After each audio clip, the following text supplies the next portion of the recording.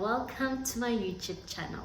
So I'm back again with a dental vlog. Let's not waste your time and get into the video. We are going to be answering your most asked questions, dental questions that is.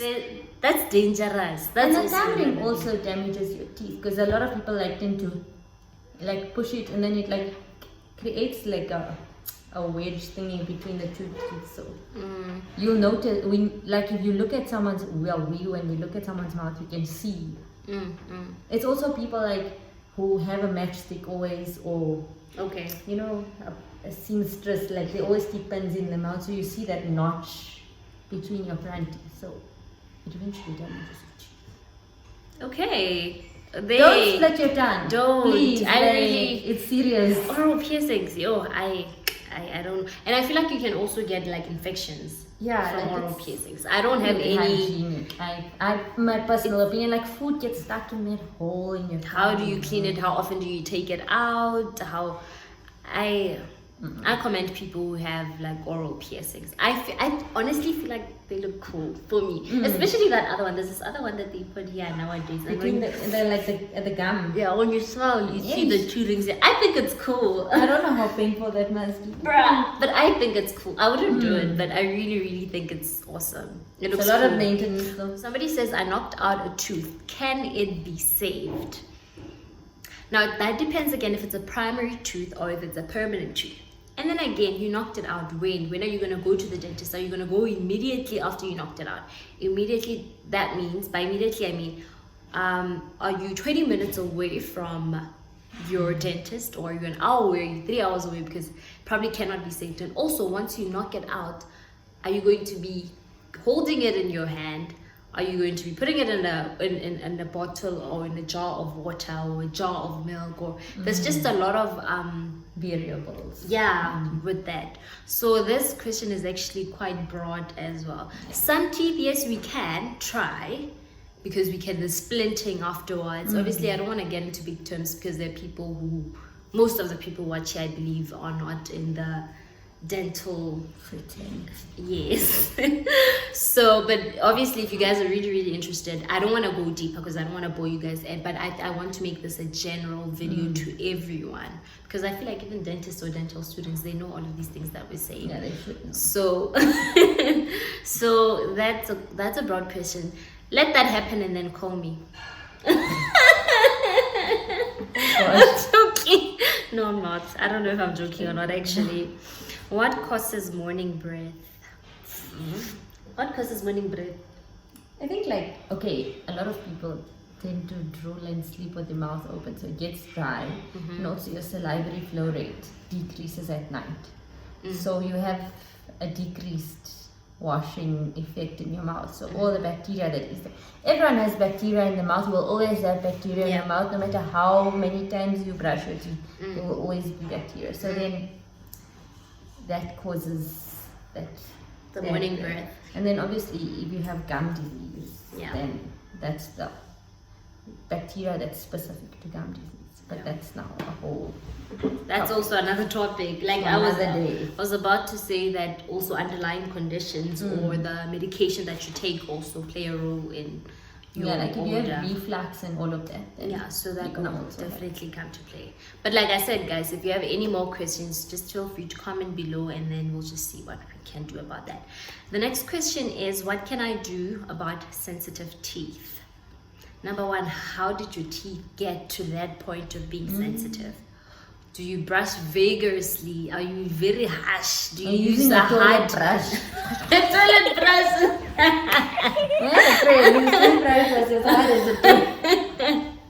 Oh yeah, about that, the toothbrush. I think in the other video I didn't explain the type of toothbrush that you're supposed to use. A toothbrush with soft bristles, or medium at least. Hard, don't do it. Even though I have patients who actually say that they prefer the hard ones because they feel like they're not brushing their teeth when they're using soft or medium. So don't, guys. I feel like just brush. Watch that video, you'll see. Be gentle, man. You must take care of yourself. It's about technique.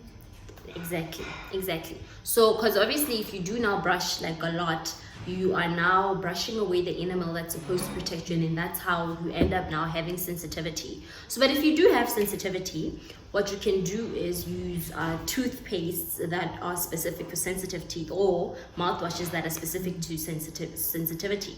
We have the Sensodyne Repair and Protect, and Colgate Relief, or something about sensitivity. So just check what's on the market. As long as it says it's for sensitive teeth, then you can definitely use that, and I promise you'll be fine. But your technique. What is periodontal disease?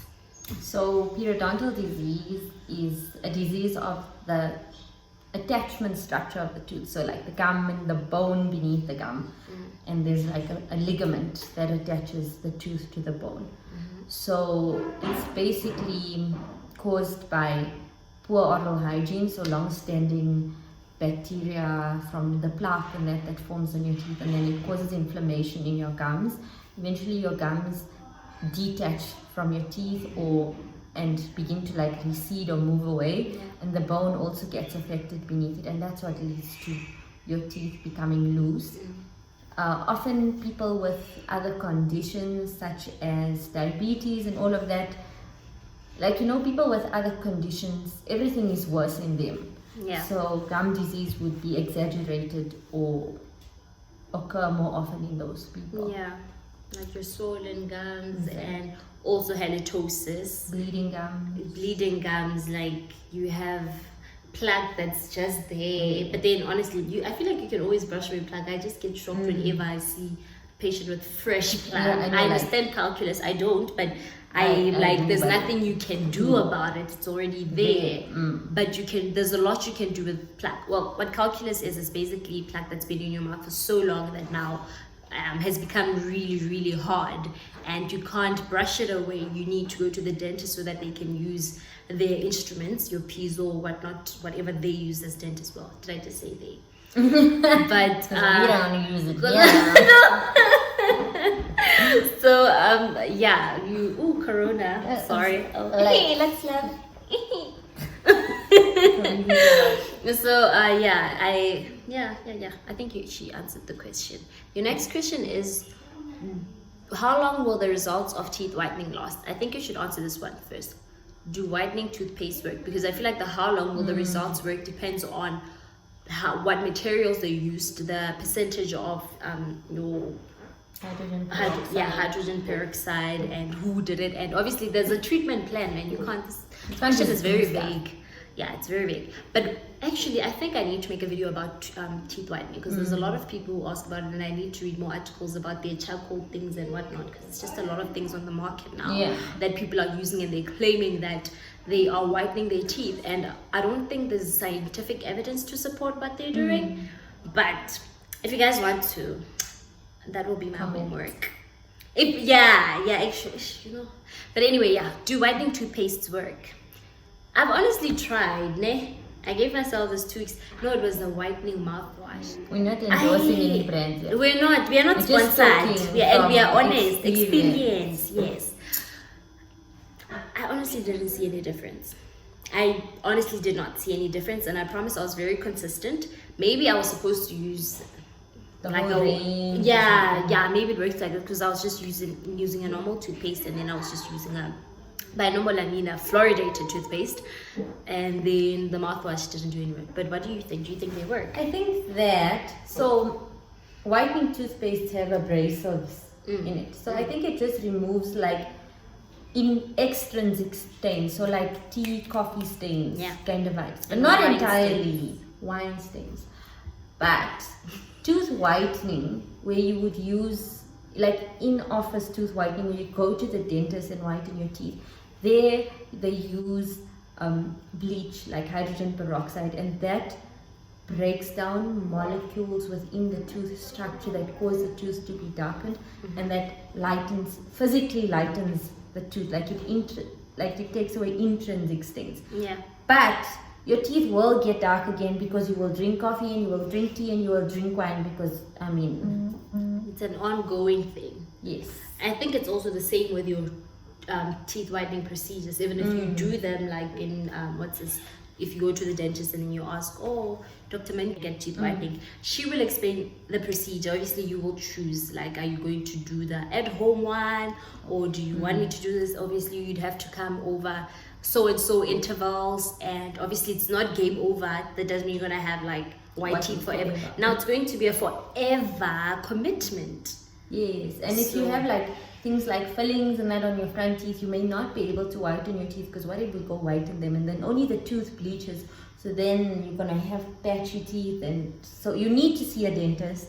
You need to consult a dentist. They need to take X-rays of your teeth to see what's happening, and then make an informed decision. Okay, is smokeless tobacco harmful? What's smokeless tobacco? Like snuff, man. Oh. So what was the question? Of course, it's harmful. Like, It's tobacco. it's tobacco. Everything's Carcinogenic. tobacco. Exactly. Oh. So If not cancer of the mouth, cancer of the nose, 100%. cancer of the nasopharynx. Mm, It's harmful. it is harmful.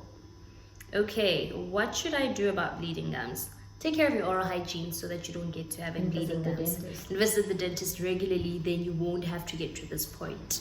But if you do have, still come to the dentist and then we'll explain to you further. Why?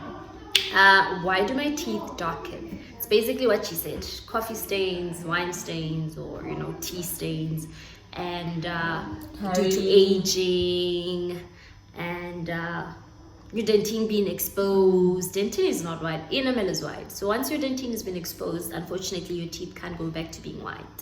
So I also think that these toothpastes actually do work, these whitening toothpastes, but only on enamel. Yes. So if your enamel has already been brushed away, or somehow has been worn out due to your age, you can't go back. So it's only normal. Don't think you're okay. It also depends on the medication that you're taking. There's just a lot of things. Variables. Yeah, variables. Yeah. You have to go to your dentist, and they need to see why your teeth are not white. I think this is just going to be the last question, because we are actually on 30 minutes. But what I'm going to do is I'm going to divide these videos. It's fine. It's fine. I have diabetes. Why is my dentist concerned? Why are you concerned when a patient says they have diabetes? So, this is a lot. If my perio supervisors are watching right now, I probably get a really bad mark. No. You'd have to be, this is for general, just use layman's terms. So basically, like I said earlier, people with like diabetes and stuff, everything is aggravated in their body. So they're more sensitive, and their reactions to things within their body is worse. So a normal person will have plaque, and then they'll just get bleeding gums. Whereas you see, diabetes and the immune system is kind of a weird relationship. So the immune system is always in overdrive, and so when you have any tooth problem or gum problem, whatever, your immune system goes crazy, and then the problem is exaggerated. So if you have a toothache, a normal person will just have a toothache, but a diabetic person might have an abscess and be swollen for days, because the immune system just doesn't know how to handle. It can't regulate itself. And then also, like gum disease, your body starts like fighting against itself, making the gum disease worse. So diabetics are just prone to having worse problems, and they're prone to infection, and anything that happens in the mouth is generally infection.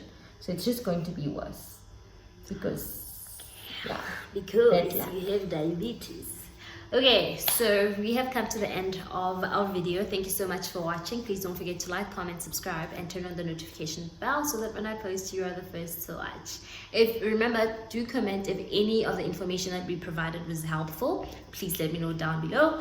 And also, if you have any more questions that you'd like to ask, comment. If you have any dentistry related questions that you'd like me to make a video of, comment. If you'd like to see more of her, comment. All right.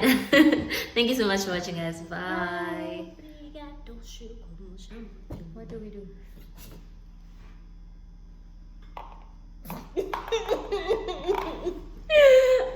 Here's your toothpaste. You have gum health, man. Gum problems. Me, I have sensitivity problems.